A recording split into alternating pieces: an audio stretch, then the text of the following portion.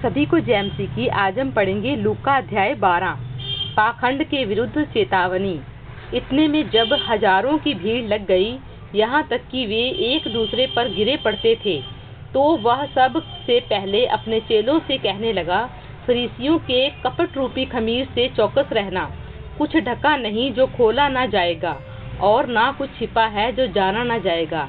इसीलिए जो कुछ तुमने अंधेरे में कहा वह उजाले में सुना जाएगा, और जो तुमने कोठरियों में कानों कान कहा है वह छत पर से प्रचार किया जाएगा। किस से डरें?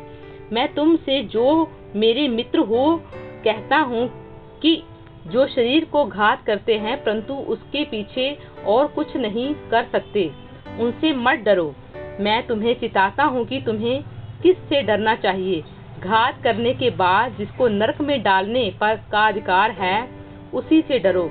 हाँ, मैं तुमसे कहता हूँ कि उसी से डरो। क्या 2 पैसों की 5 गरैयां नहीं बिकती, तो भी परमेश्वर उनमें से एक को भी नहीं भूलता।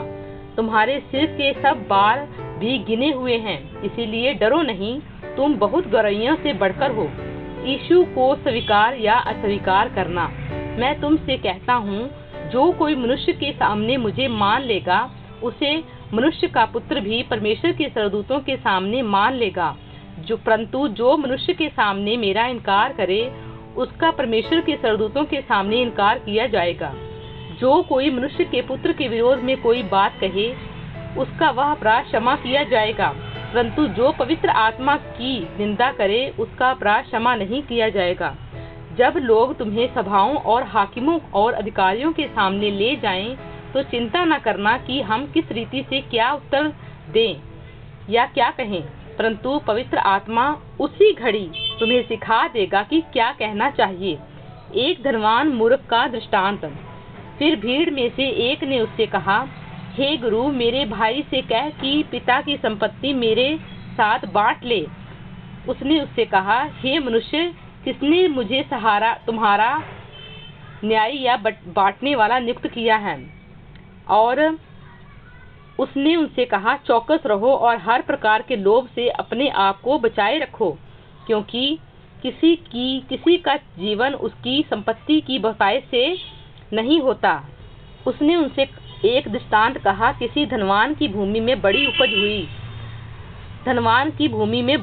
हुई। तब वह अपने मन में विचार करने लगा, मैं क्या करूं, क्योंकि मेरे यहाँ जगह नहीं जहाँ अपनी उपज इत्यादि रखूं। और उसने कहा, मैं यह करूंगा, मैं अपनी बखारियों तोड़कर उनसे बड़ी बनाऊंगा और वहाँ अपना सब अन्न और संपत्ति रखूंगा, और अपने प्राण से कहूंगा कि प्राण, तेरे पास बहुत वर्षों के लिए बहुत संपत्ति रखी है, चैन कर खा पी सुख से रह। परंतु परमेश्वर ने उससे कहा, हे मूर्ख, इसी रात तेरा प्राण तुझसे ले लिया जाएगा। तब जो कुछ तूने इकट्ठा किया है वह किसका होगा? ऐसा ही वह मनुष्य भी है जो अपने लिए धन बटोरता है, परंतु परमेश्वर की दृष्टि में धनी नहीं। परमेश्वर पर भरोसा रखो। फिर उसने अपने चेलों से कहा, इसीलिए मैं तुमसे कहता हूँ, अपने प्राण की चिंता ना करो कि हम क्या खाएंगे, ना अपने शरीर की क्या पहनेंगे, क्योंकि भोजन से प्राण और वस्त्र से शरीर बढ़कर है। कौवे पर ध्यान दो, वे ना तो बोते हैं ना काटते हैं, ना उनके भंडार और ना खत्ता होता है, तो भी परमेश्वर उन्हें पालता है। तुम्हारा मूल्य पक्षियों से कहीं अधिक है। तुम में से ऐसा कौन है जो चिंता करने से अपनी आयु में एक घड़ी भी बढ़ा सकता है? इसीलिए यदि तुम सबसे छोटा काम भी नहीं कर सकते, तो और बातों के लिए क्यों चिंता करते हो? सोसनों के पेड़ों पर ध्यान करो कि वे कैसे बढ़ते हैं। वे ना तो परिश्रम करते हैं ना काटते हैं, तो भी मैं तुमसे कहता हूँ कि सुलेमान भी अपने सारे वैभव में उनमें से किसी एक समान वस्त्र पहने हुए ना था। इसीलिए यदि परमेश्वर मैदान की घास को, जो आज और कल बाढ़ में झोंकी जाएगी, ऐसा पहनाता है कि तो अल्पविश्वासियों, वह तुम्हें क्यों ना पहनाएगा? और तुम इस बात की खोज में ना रहो कि क्या खाएंगे और क्या पहनेंगे, और ना संदेह करो, क्योंकि संसार की जातियां इन सब वस्तुओं की खोज में रहती हैं, और तुम्हारा पिता जानता है कि तुम्हें इन वस्तुओं की आवश्यकता है, परंतु उसके राज्य की खोज में रहो तो ये वस्तुएं भी तुम्हें मिल जाएंगी। स्वर्गीय धन, हे छोटे झुंड मत डर, क्योंकि तुम्हारे पिता को यह भाया है कि तुम्हें राज्य दे।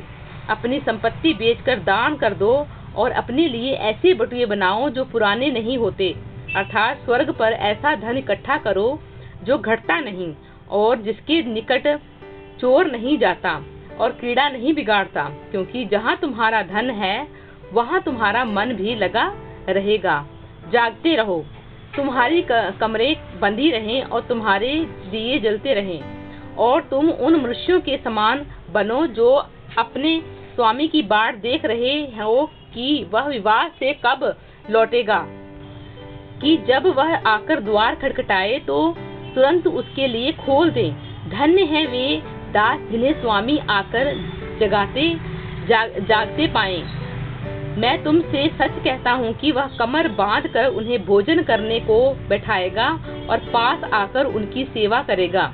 यदि वह रात के दूसरे पहर या तीसरे पहर में आकर उन्हें जागते पाए तो वह दास धन्य है। परंतु तुम यह जान रखो कि यदि घर का स्वामी जानता कि चोर किस घड़ी आएगा तो जागता रहता है और अपने घर में सेंध लगने ना देता।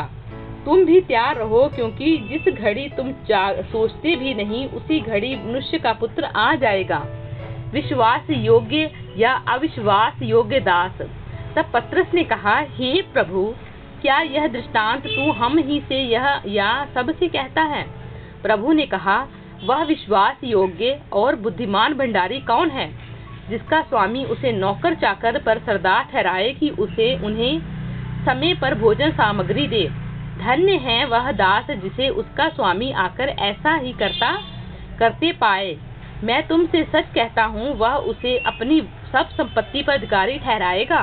परंतु यदि वह दास सोचने लगे कि मेरा स्वामी आने में देर कर रहा है और दासों और दासियों को मारने पीटने लगे और खाने पीने और पियक्कड़ होने लगे, तो उस दास का स्वामी ऐसे दिन जब वह अपनी बाट जोहता न रहे और ऐसी घड़ी जिसे वह जानता न हो आएगा और उसे भारी दंड देकर उसका भाग अविश्वासियों के साथ ठहराएगा। वह दास जो अपने स्वामी की इच्छा जानता था और तैयार न रहा और न उसकी इच्छा के अनुसार चला, परंतु बहुत मार खाएगा। परंतु जो नहीं जानकर मार खाने के योग काम करे वह थोड़ी मार खाएगा। इसीलिए जिसे बहुत दिया गया है उससे बहुत मांगा जाएगा, और जिसे बहुत सौंपा गया है उससे बहुत लिया जाएगा। यीशु के आगमन का परिणाम। मैं पृथ्वी पर आग लगाने आया हूँ, और क्या चाहता हूँ केवल यह कि अभी सुलग जाती। मुझे तो एक बपतिस्मा लेना है, और जब तक वह ना हो ले तब तक मैं किसी व्यवस्था में रहूंगा। क्या तुम समझते हो कि मैं पृथ्वी पर मिलाप कराने आया हूँ? मैं तुमसे कहता हूँ नहीं, वर्ण अलग कराने आया हूँ, क्योंकि अब से एक घर में 5 जन आपस में विरोध कर रखेंगे। तीर 2 से और 2 3 से, पिता पुत्र से और पुत्र पिता से विरोध रखेगा, माँ बेटी से और बेटी माँ से, सास बहू से और बहू सास से विरोध रखेगी। समय के लक्षण। उसने भीड़ से भी कहा, जब तुम बादल को पश्चिम से उठते देखते हो तो तुरंत कहते हो कि वर्षा होगी, और ऐसा ही होता है। और जब दक्षिण हवा चलती देखते हो तो कहते हो कि लूह चलेगी, और ऐसा ही होता है। हे कपटियों, तुम धरती और आकाश के रंग रूप में भेद कर सकते हो, परंतु इस युग के विषय में क्यों भेद करना नहीं जानते? अपने मुद्दई से समझौता। तुम आप ही निर्णय क्यों नहीं कर लेते कि उचित क्या है? जब तू अपने मुद्दई के साथ हाकिम के पास जा रहा है तो मार्ग ही में उससे छूटने का यत्न कर ले। ऐसा न हो कि वह तुझे न्यायी के पास खींच ले जाए और न्यायी तुझे सिपाही को सौंपे और सिपाही तुझे बंदीगृह में डाल दे। मैं तुमसे कहता हूँ कि जब तक तू दमड़ी भर न देगा तब तक वहाँ से छूटने न पाएगा। प्रभु इन वचनों द्वारा आपको बहुतायत से आशीष दे। आमीन।